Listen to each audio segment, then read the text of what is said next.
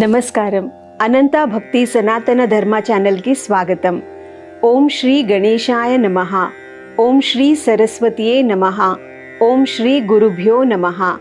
ఈ సమస్త సృష్టిలోని సకల జీవరాశులకు తల్లిదండ్రులు పార్వతీ పరమేశ్వరులే. ఆఖరికి భూత ప్రేత పిశాచాల వంటి నకారాత్మక రాసులకు కూడా ఆది దంపతులే జననీ జనకులు. అసలు శివాలయాలు శైవాగమ నియమాలను అనుసరించి నిర్మిస్తారు. సాధారణంగా గర్భగుడిలో ప్రధాన మూర్తిగా పరమేశ్వరుడు పార్వతీదేవి సమేతంగా ఉండగా, ఈశాన్యం దిక్కున నటరాజస్వామి, ఆయన పక్కనే భైరవుడు, ఆగ్నేయం వైపు సోమస్కంద మూర్తి, దక్షిణం వైపు దక్షిణామూర్తి, నైరుతి దిక్కున విఘ్నేశ్వరుడు, పశ్చిమాన సుబ్రహ్మణ్యేశ్వరుడు, ఉత్తర భాగంలో చండీశ్వరుడు కొలువై ఉంటాడు. ప్రధాన మూర్తిని దర్శించే ముందు కుడివైపుగా ప్రదక్షిణలు చేస్తూ పరివార దేవతలను అందరినీ పూజించి ఆ తరువాతే పరమేశ్వరుని దర్శించుకోవాలి. అంతేకాకుండా శివ పరివారంలో విశేషించి చెప్పుకోవాల్సింది నందీశ్వరుని గురించి. నందీశ్వర నమస్తుభ్యం సాంబానంద ప్రదాయక మహాదేవేశ సేవార్థ మనుజ్ఞాం దాతు మార్హసి. అమ్మతో కలిసి ఉన్నటువంటి శివుని యొక్క దర్శనం కలిగించి మహేశ్వరుని సేవకు అనుగ్రహం ఇవ్వండి తండ్రి అని నందీశ్వరుణ్ణి ప్రార్థించి పరమేశ్వరుని దర్శించాలి. శివాలయంలో శివలింగానికి ఎంతటి ప్రాముఖ్యత ఉందో నందీశ్వరునికి కూడా అంతటి ప్రాముఖ్యత ఉంది. అసలు శివ పరివారంలో నందీశ్వరునికి అంతటి ప్రాధాన్యతకు గల కారణం, పూర్వం శిలాధుడు అనే మహర్షి సంతానం నిమిత్తం ఇంద్రుడు కోసం ఘోర తపస్సు చేశాడు. ఇంద్రుడు ప్రత్యక్షమై ఏమి కావాలి అని అడగగా, గర్భం నుండి పుట్టకుండా మరణం అనేదే లేకుండా పరమ భక్తుడు అయిన ఒక పుత్రుడు కావాలి అని అడిగాడు. అప్పుడు ఇంద్రుడు, సృష్టిలో ప్రతి ప్రాణికి ఆది అంతాలు ఉంటాయి. నైమిత్తిక ప్రళయంలో బ్రహ్మ చేసిన సృష్టి అంతమవుతుంది. ప్రాకృతిక ప్రళయంలో ఆఖరికి కమలంలో పుట్టిన బ్రహ్మ కూడా అంతమవుతాడు. నీ యొక్క కోరిక తీర్చే సామర్థ్యం నాకు లేదు, కానీ ఈశ్వరుడు ఇవ్వగలడు. తపస్సు చేయమని చెప్పి అంతర్ధానము అయ్యాడు. అప్పుడు శిలాధుడు 1000 దివ్య సంవత్సరాలు తపస్సు ఆచరించాడు. ఆ క్షణంలో అతని శరీరం చిక్కి శల్యమై ఎముకలు మాత్రమే మిగిలాయి. శిలాధుని తపస్సుకు మెచ్చిన పరమేశ్వరుడు పార్వతీదేవితో సహా ప్రత్యక్షమయ్యాడు. ఘోర తపస్సులో ఉన్న శిలాధుడు ఈశ్వరుడు ప్రత్యక్షమైనా గాని బహిర్ముఖుడు కాలేదు.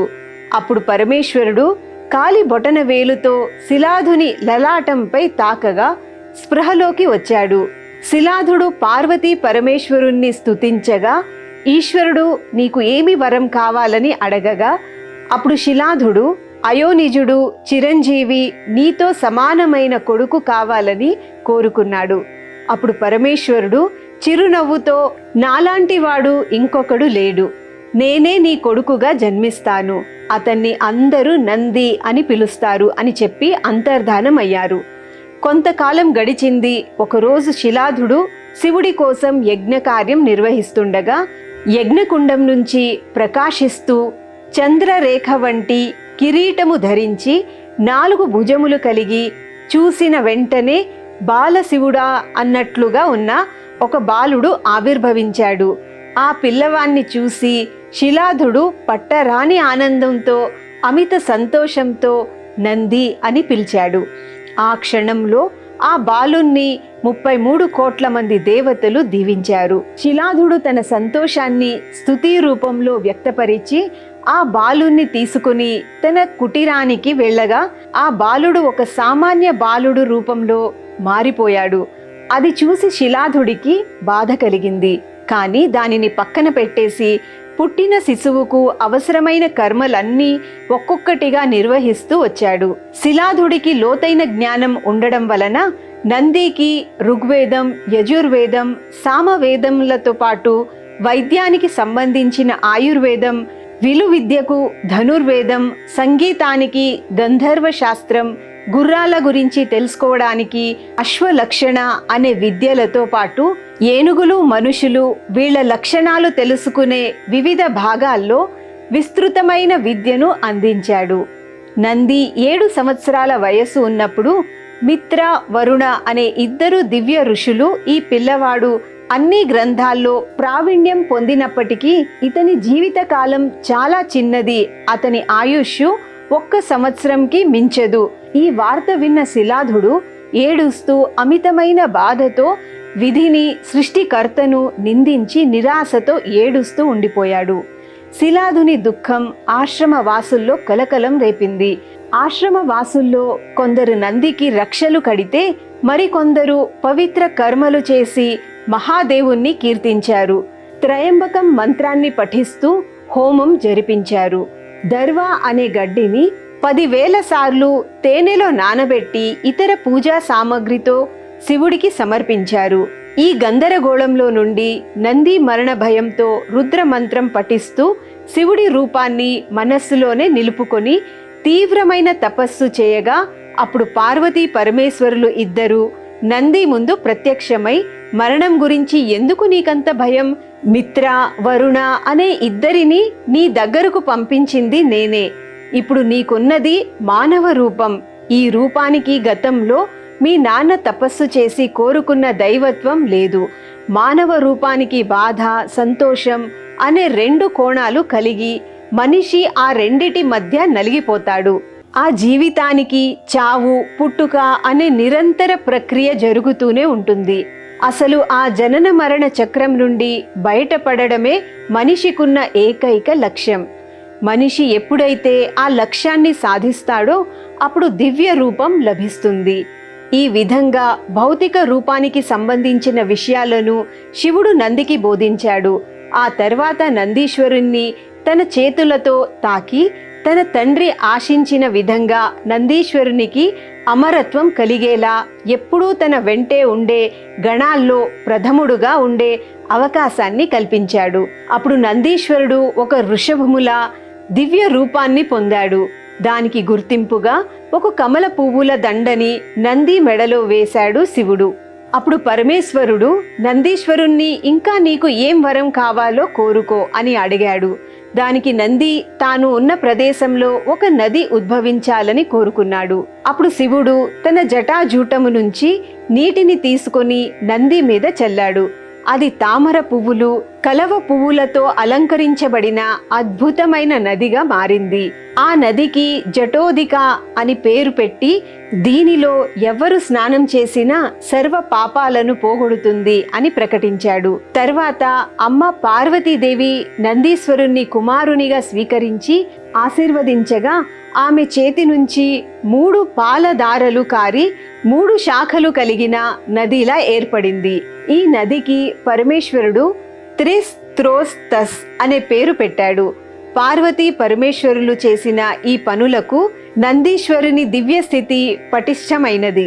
ఆ సమయంలో నంది ఆనందంతో వృషభంలా గట్టిగా అరిచాడు. ఆ ధ్వని శబ్దానికి ఒక నీటి బుగ్గ పుట్టి అది వృషభధ్వని నదిగా ఉద్భవించింది. ఆ తర్వాత శివుడు తన తల మీద ఉన్న కిరీటాన్ని తీసి నందీశ్వరునికి అలంకరించగా ఆ స్వర్ణ కిరీటంలో నుంచి పిల్లవాని మీద పడ్డ జలధార జంబూ నదిగా మారింది. ఈ కార్యక్రమాన్ని అంతా కన్నుల పండుగగా తిలకించిన మేఘమండలం మురిసి ధార కురిపించింది. అది కూడా స్వర్ణోధిక నదిగా మారింది. ఈ విధంగా నందీశ్వరుణ్ణి అనుగ్రహించే సమయంలో వెలసిన 5 నదుల మధ్య శివుడు లోకాన్ని ఉద్ధరించడం కోసం జపేశ్వరుడుగా కొలువై ఉంటాను. ఎవరైతే ఈ 5 నదులలో స్నానం చేసి జపేశ్వరాలింగాన్ని దర్శిస్తారో వారు మళ్ళీ పుట్టవలసిన పని లేదు. ఆ తర్వాత నందీశ్వరుని యొక్క వినయ విధేయతలకు శంకరుడు ప్రమద గణములన్నిటికీ అధిపతిగా పట్టాభిషేకం చేశాడు. ఈశ్వరుడితో పాటు తుల్యమైన వాడు కాబట్టి నందీశ్వరుడు అనే పేరు వచ్చింది. ఈ నందీశ్వరుడు తపస్సు చేసిన స్థలమే మహానంది. పరమేశ్వరుడు లింగ రూపంలో నవనందులుగా వెలిశాడు. ప్రథమ నంది, నాగనంది, సోమనంది, శివనంది, విష్ణునంది, గరుడ నంది, మహానంది, వినాయక నంది, సూర్యనంది. దీనిలో అతి ముఖ్యమైన క్షేత్రం మహానంది. ఎక్కడ నందీశ్వరుడు తపస్సు చేశాడో నేను అక్కడ బ్రహ్మనంది అను పేరుతో పెద్ద నందీశ్వరునిగా వెలసి ఉంటాను. మిగిలినటువంటి నందులను అన్నిటినీ నేను శాసిస్తూ ఉంటాను. నంది తేజస్సు, శివ తేజస్సు ఏకీకృతమై వెలిసినటువంటి లింగ స్వరూపం, అందుకే మహానంది అంటారు. ఈరోజు మనం అనంత భక్తి సనాతన ధర్మ ఛానల్ ద్వారా దర్శించుకోబోతున్న మహాపుణ్యక్షేత్రమే మహానంది.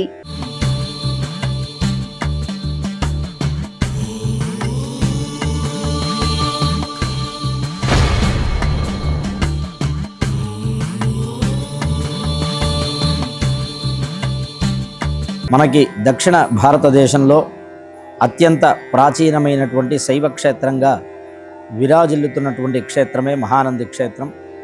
ఇది నంద్యాల జిల్లాలోని నల్లమల అభయారణ్యంలో అరణ్యానికి పర్వతానికి కిందగా ఉన్నటువంటి ఒక ఉత్తమమైనటువంటి క్షేత్రంగా చెప్పబడుతుంది. ప్రధానంగా మహానంది అంటే కనుక నందీశ్వరుడు జన్మించినటువంటి స్థలం ఇది. నందీశ్వరుడి జన్మభూమిగా చెప్పబడుతుంది. ఎటువంటి కోరికలు సొంత స్వలాభం గురించి కాకుండా కేవలం శివ సేవలో మాత్రమే తరించాలనేటువంటి అతని కోరికను మన్నించినటువంటి ఈశ్వరుడు, ఇటువంటి వాడు నాకు వాహనంగా ఉంటే కనుక నాకు చాలా విశేషంగా ఉంటుంది. ఎందుకంటే సకల ధర్మములకు శాస్త్రములకు అధిపతి అయినటువంటి వాడు నందనుడు కాబట్టి, అటువంటి నందనుణ్ణి, నందన మహర్షిగా ఉన్నటువంటి ఆ యొక్క మహర్షిని ఎద్దుగా వృషభంగా మార్చి తన యొక్క వాహనంగా స్వీకరించినటువంటి స్థలమే ఈ యొక్క మహానంది క్షేత్రం.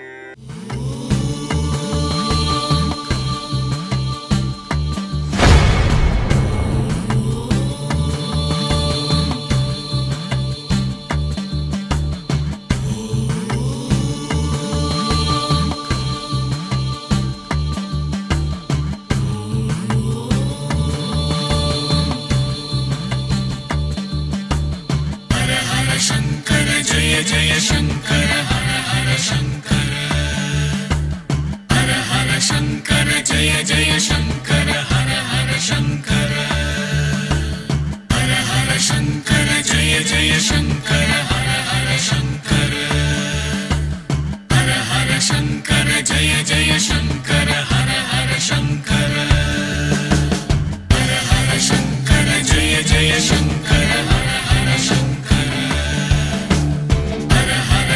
शंकर जय जय शंकर हर हर शंकर हर हर शंकर जय जय शंकर हर हर शंकर हर हर शंकर जय जय शंकर हर हर शंकर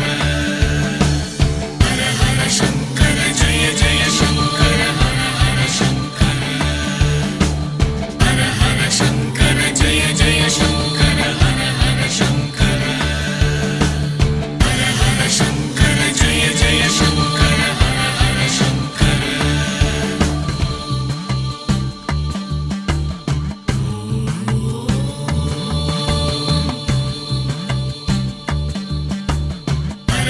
शंकर जय जय शंकर हर हर शंकर हर हर शंकर जय जय शंकर हर हर शंकर हर हर शंकर जय जय शंकर हर हर शंकर हर हर शंकर जय जय शंकर हर हर शंकर हर हर शंकर जय जय शंकर हर हर शंकर हर हर शंकर जय जय शंकर हर हर शंकर हर हर शंकर जय जय शंकर हर हर शंकर हर हर शंकर जय जय शंकर हर हर शंकर हर हर शंकर जय जय शंकर हर हर शंकर हर हर शंकर जय जय शंकर हर हर शंकर हर हर शंकर जय जय शंकर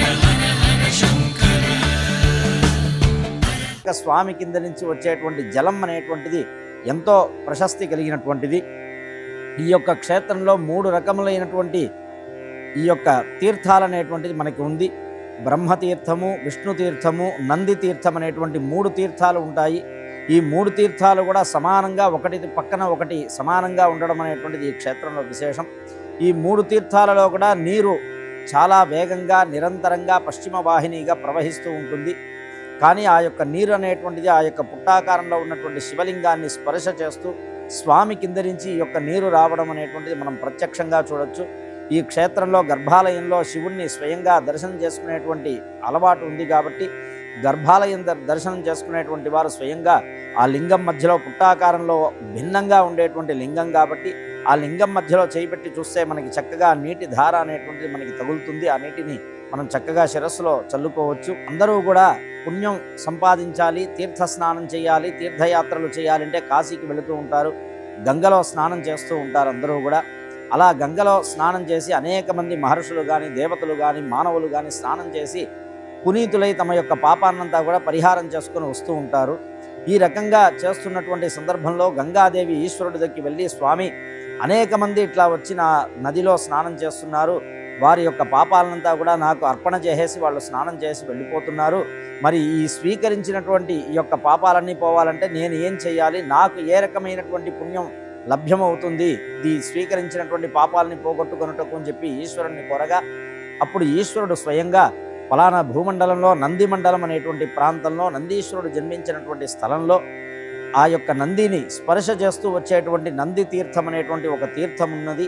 ఆ తీర్థంలో వెళ్ళి నువ్వు గనక స్నానం చేస్తే 100 గంగా నదులలో స్నానం చేస్తే వచ్చేటువంటి పుణ్యం ఒక్క నంది తీర్థంలో స్నానం చేస్తే వస్తుంది. కాబట్టి వైశాఖ శుద్ధ సప్తమి రోజున నువ్వు వెళ్ళి ఆ యొక్క తీర్థంలో స్నానం చెయ్యి చెప్పి, తద్వారా నీవు స్వీకరించినటువంటి పాపాలనంతా కూడా నువ్వు పోగొట్టుకోగలుగుతావు అని చెప్పి స్వయంగా ఈశ్వరుడు చెప్పగా, అప్పుడు స్వామి జటాజుటంలో ఉన్నటువంటి గంగాదేవి ఒకనొక రోజున వైశాఖ శుద్ధ సప్తమి రోజున ఈ క్షేత్రంలో ఉన్నటువంటి ఆ యొక్క నంది తీర్థంలో వచ్చి స్నానం చేయడం, స్నానం చేసిన తర్వాత ఆమె చక్కటి శ్వేతవర్ణాన్ని పొంది సకలమైనటువంటి పుణ్యాన్ని కూడా పొందినట్టుగా మనకి అనేక రకమైనటువంటి పురాణ గాథలన్నీ ఉన్నాయి.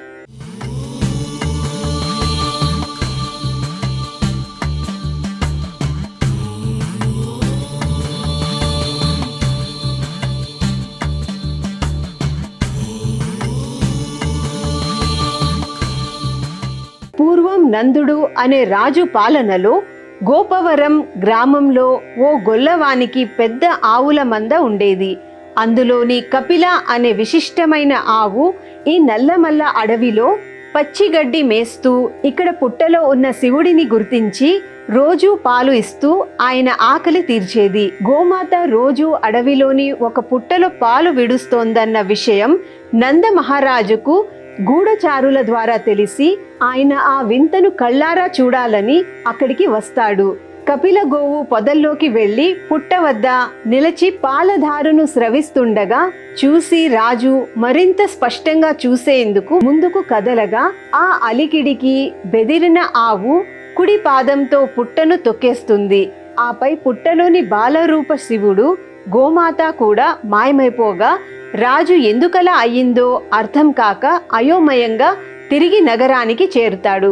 ఆ రాత్రి ఆయనకు పరమశివుడు కలలో కనిపించి, నీవు చూసిన పుట్ట నుంచి పాలు తాగింది నేనే, అక్కడే దేవాలయాన్ని నిర్మించు, నేనే అక్కడ లింగ రూపి అయి కొలువుంటాను, నీ కీర్తి శాశ్వతమవుతుందని చెప్పాడు ఆ పరమేశ్వరుడు. ఆ మేరకు నందరాజు అక్కడ ఆలయాన్ని నిర్మించాడు.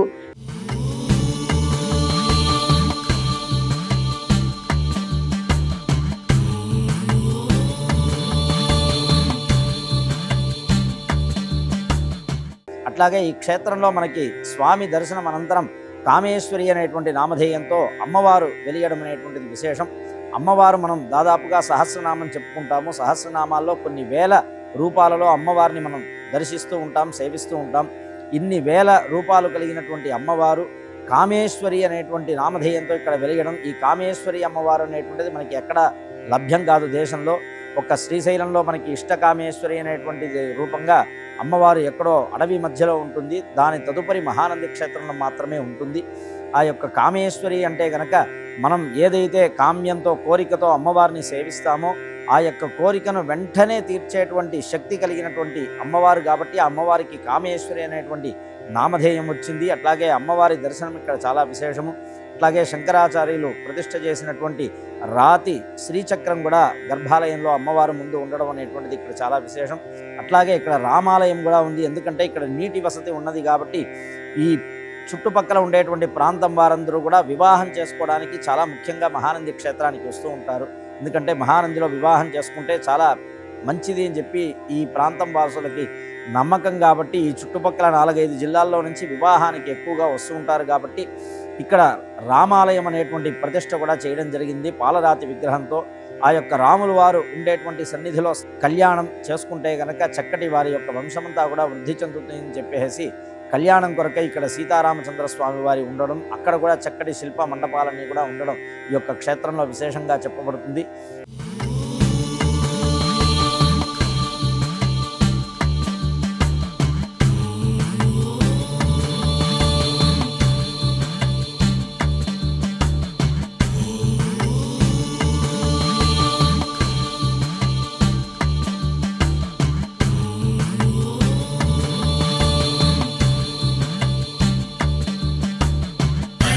शंकर जय जय शंकर हर हर शंकर हर हर शंकर जय जय शंकर हर हर शंकर.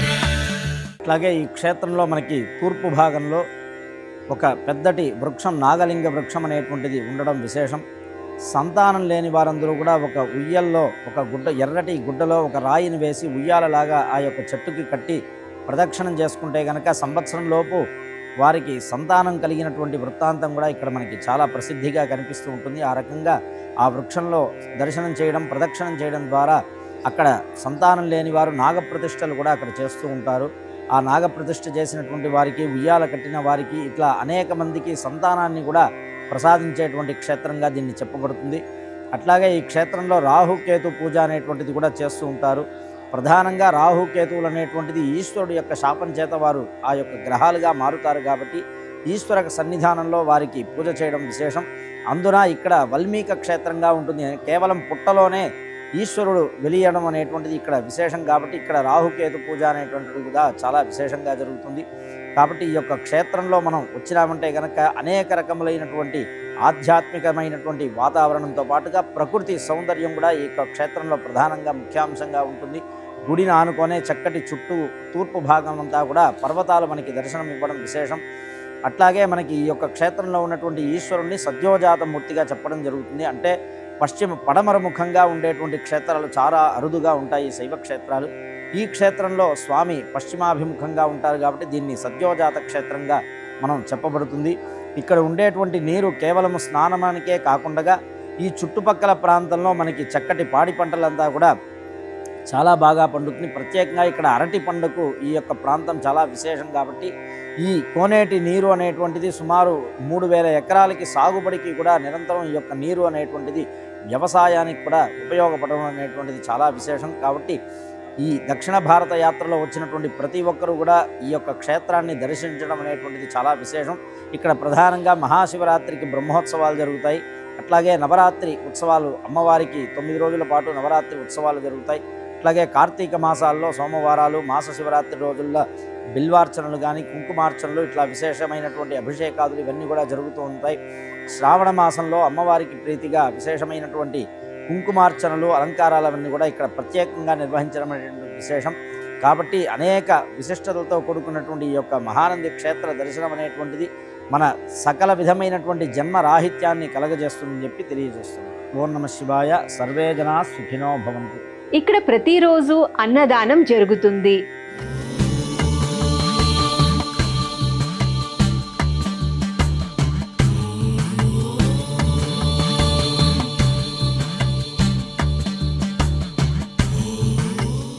సర్వే జనా సుఖినో భవంతు.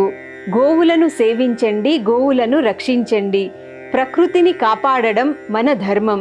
దయచేసి ఒక మొక్కైనా నాటండి. ఇలాంటి మరిన్ని క్షేత్రాలను దర్శనం చేసుకోవాలంటే మా అనంత భక్తి సనాతన ధర్మ ఛానల్ని సబ్స్క్రైబ్ చేసుకోండి. నమస్కారం.